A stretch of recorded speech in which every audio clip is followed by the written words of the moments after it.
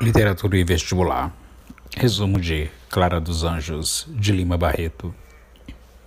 Concluído em 1922 e no ano da morte de Lima Barreto, o romance Clara dos Anjos é uma denúncia áspera do preconceito racial e social vivenciado por uma jovem mulher do subúrbio carioca.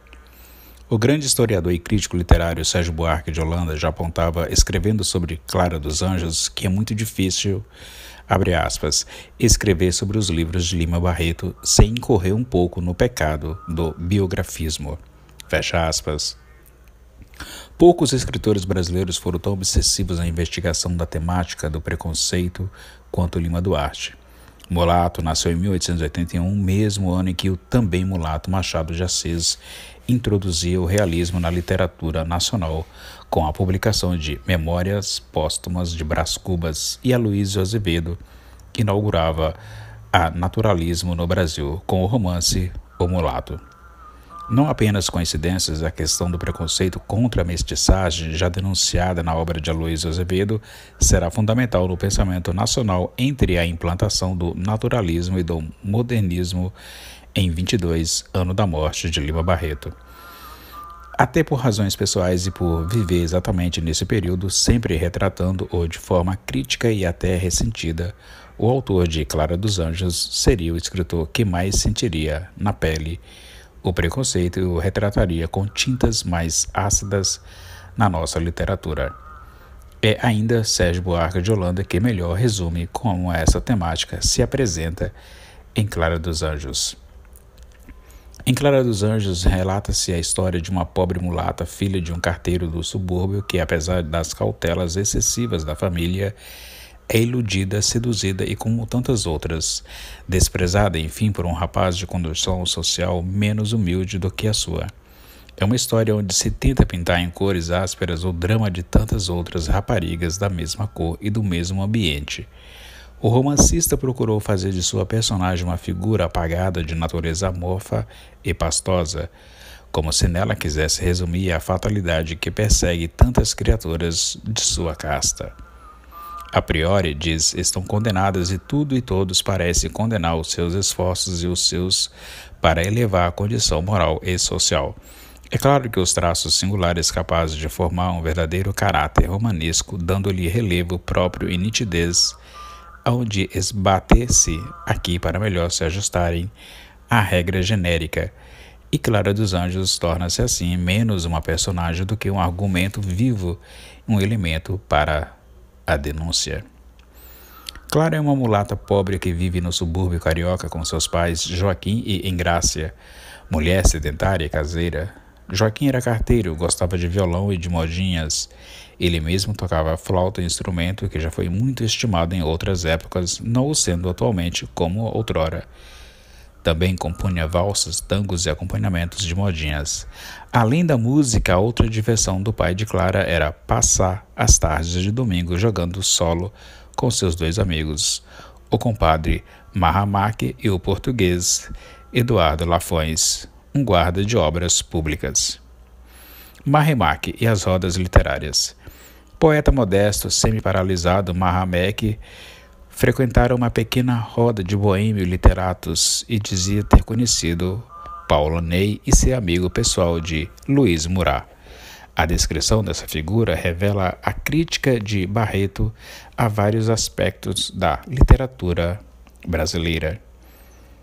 Abre aspas, embora atualmente fosse um simples contínuo do ministério em que não fazia o serviço respectivo nem outro qualquer, devido a seu estado de invalidez, de semi-aleijado e semi-paralítico do lado esquerdo, tinha, entretanto, pertencido a uma modesta roda de boêmio literato e poetas, na qual, a par da poesia e de coisas de literatura, se discutia muita política, hábito que lhe ficou.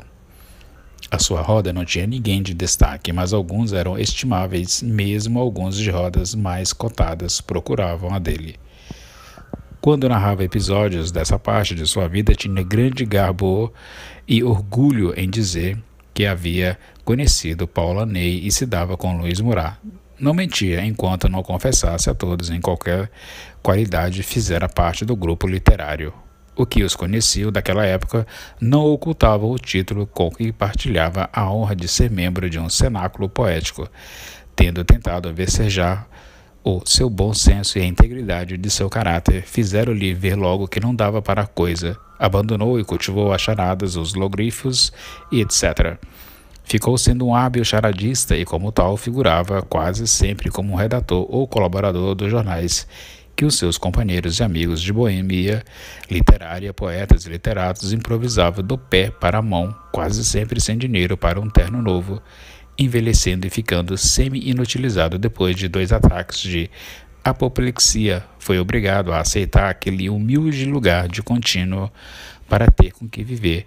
Os seus méritos e saber, porém, não estavam muito acima do cargo. Aprendera muita coisa de ouvido e de ouvido falava de muitas coisas delas, tendo vivido em rodas de gente fina, como já vimos, e não pela fortuna, mas pela educação e instrução, tendo sonhado outro destino que não tivera.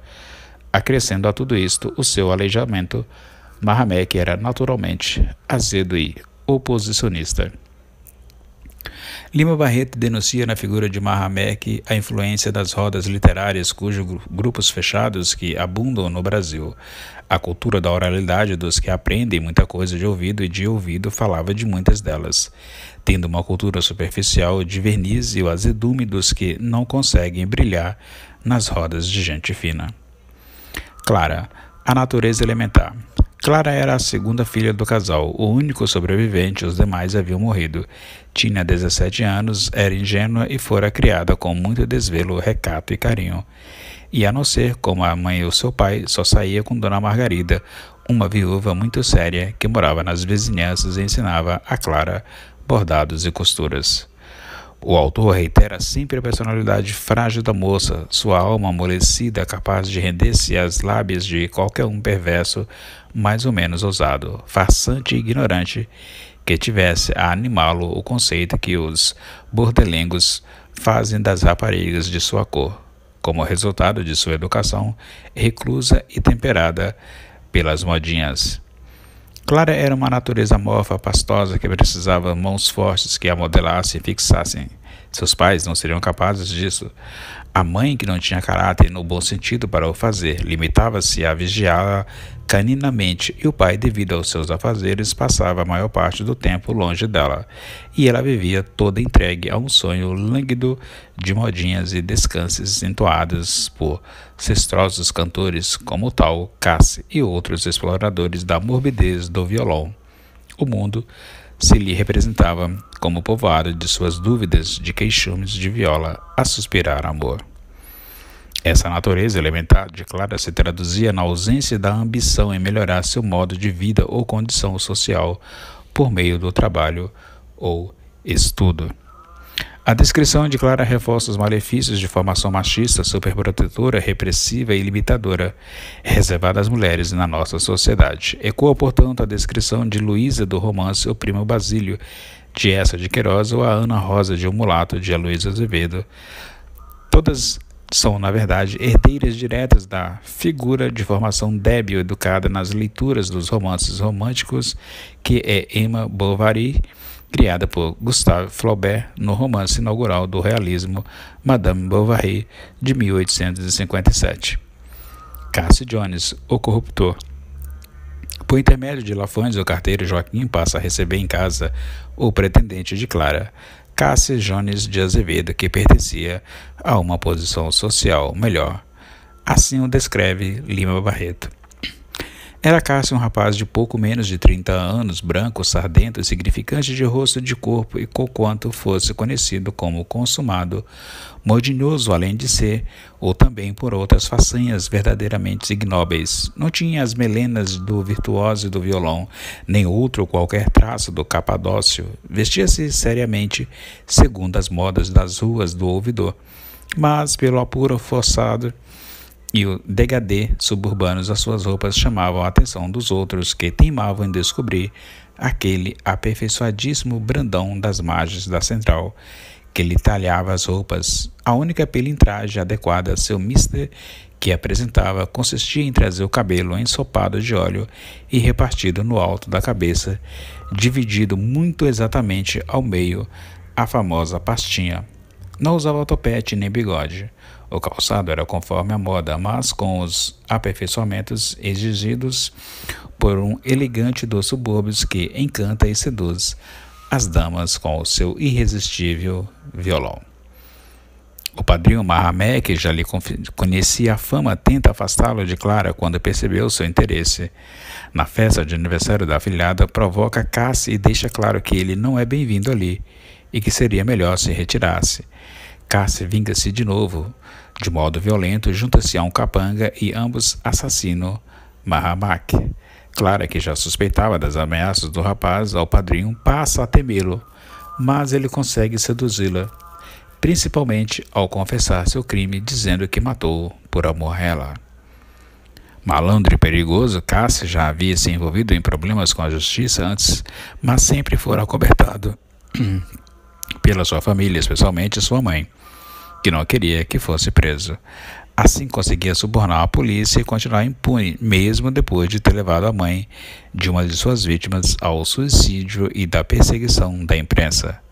O exagero narrativo de Lima Barreto torna-se patente ao descrever a figura do sedutor branco, sardento e de cabelos claros. É a antítese de Clara, como apontou Lúcia Miguel Pereira. Até os animais da predileção de Cassie, os galos de briga, são apresentados como visível má vontade, horripilantes galináceos de ferocidade repugnante. O desfecho. Clara engravida e Cassie Jones desaparece. Convencida pela vizinha Dona Margarida, que procurava na tentativa de conseguir um empréstimo e fazer um aborto, ela confessa o que está acontecendo à sua mãe. É levada a procurar a família de Cassie e pedir reparação por dano. A mãe do rapaz humilha Clara, mostrando-se profundamente ofendida porque uma negra quer se casar com seu filho. Clara agora é que tinha a noção exata da sua situação na sociedade. Fora preciso ser ofendida irremediavelmente nos seus melindres de solteira, ouvir os desaforos da mãe do seu algoz para se convencer de que ela não era moça como as outras, era muito menos no conceito de todos. O autor representa na figura de Clara e no seu drama a condição social da mulher, pobre e negra, geração após geração. No final do romance, consciente e lúcida, Clara reflete sobre a sua situação. O que era preciso tanto a ela com as suas iguais para educar o caráter, revestir-se de vontade como possuía essa varonil Dona Margarida para se defender de Cassie, e semelhantes e bater-se contra todos os que se opusessem, por este ou aquele modo, contra a elevação da vida social e moralmente nada fazia inferior às outras, senão o conceito geral e a covardia com que elas o admitiam, diz Clara. E na cena final, a relatar o que se passara na casa da família de Cassie Jones para sua mãe, conclui em desespero, como se falasse em nome dela, da mãe e de todas as mulheres em iguais condições. Abre aspas. Nós não somos nada nesta vida. Fecha aspas. Se você gostou deste resumo de Clara dos Anjos, de Lima Barreto, colabore, deixe um like e compartilhe. Obrigado. E até o próximo resumo.